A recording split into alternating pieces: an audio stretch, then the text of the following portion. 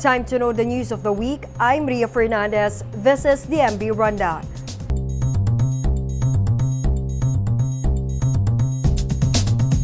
This Women's Month, representatives of some male-dominated industries have vowed to make the Philippines safe from sexual harassment. Here's the story. Ang bagong macho! Bago! Ang bagong macho! Bago! They're often tagged as street offenders, but now, transport groups and construction workers vowed to make the Philippines safe from sexual harassment.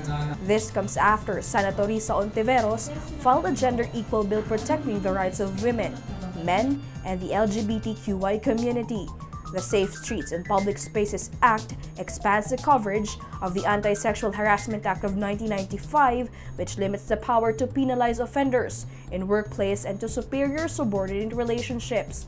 Representatives of male-dominated industries said it is high time that a law should be passed to further protect the rights of women, primarily against violence. Kung ito man yung pirmahan o talagang may sa batas na, hinihiling ko po sa ating mahal na senadora na kami naman po ay tutulong para sa information dissemination nito.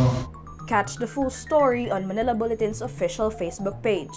This is Hannah Tabios for the MB Rundown. Malaysia's Prime Minister Mahathir Mohamad has set foot in the country Wednesday for a two-day official visit. Mohamad met President Duterte at Malacanang Thursday for expanded bilateral meeting. The two leaders vowed to work together in the areas of mutual cooperation, such as in health, education, tourism, infrastructure, and trade and investments. They also tackled security concerns and expressed commitment to step up anti-terrorism efforts. Likewise, they touched on the issues concerning the South China Sea, but there was no mention about the Philippines' claim in Sabah. As early as now, authorities are advising the public to store and conserve water amid the looming El Niño. East Zone concessionaire Manila Water has already announced its contingency plan for its customers in Metro Manila and Rizal areas due to the anticipated water shortage.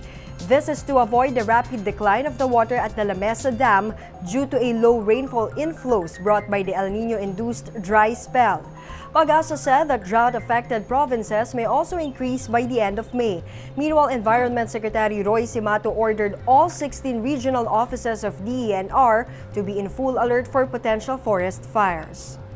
10 years after the successful treatment of an HIV-positive person through a bone marrow transplant, another patient has been reported to be virus-free.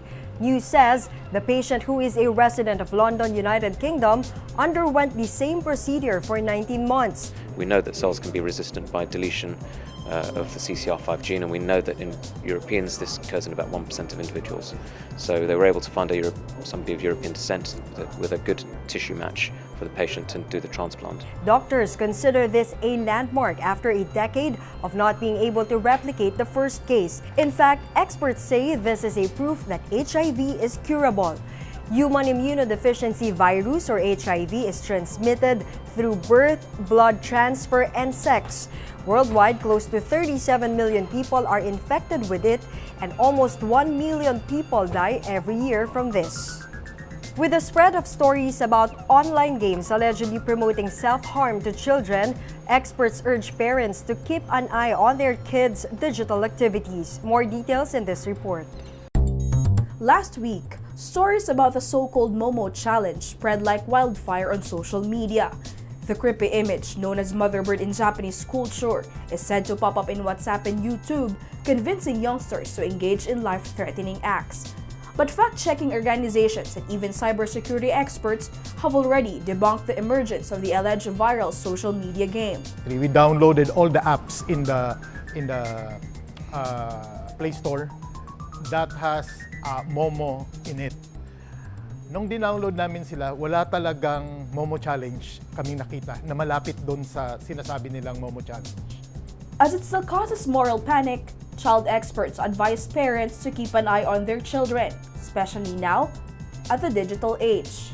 Mental health worker Zel Gonzalez says too much gadget exposure leads to addiction. lagi silang nasa gadget, they're holding their gadget, either it's PC or mobile phone. Mostly they don't eat on time. Sometimes yung behavior is different already, like they answer back to their parents, they easily get irritated. Imposing limits to children in using gadgets is not enough to combat addiction, according to child psychologist Lilian Nanggi. If parents want their children to drop their phones or tablets or refrain from using the computer, Gi says they must be the first to do so. Our children learn from us. Magulang kayo din. Bawasan din ninyo ang gadget. Huwag niyo sabihin, ay may tumatawag, importante itong tawag. No. But since children nowadays are inherently digital natives, Gi stresses the importance of parents teaching their children about the responsible use of technologies. Kung mahal natin ang anak natin, imbis na mapanik tayo agad, dapat iniisip natin paano natin silang i-equip. You know, you educate, you empower, and you equip. This is Hannah Tabios for the MB Rundown. Meanwhile, these are the other top news of the week.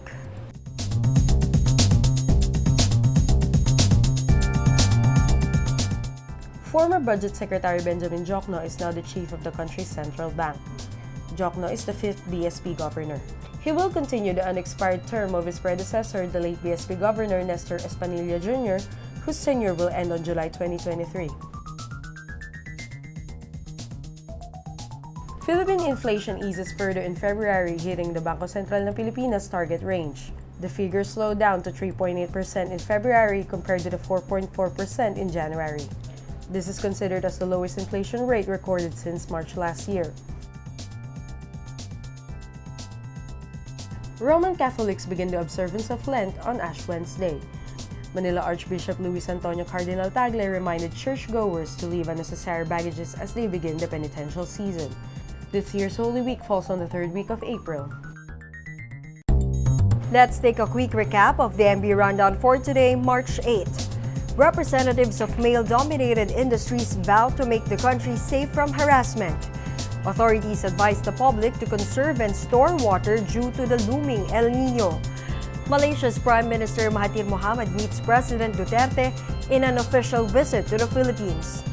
A London patient is believed to have been the second person cured of HIV, and experts tell parents to monitor their children's digital activities. And that's the MB Rundown. I'm Ria Fernandez.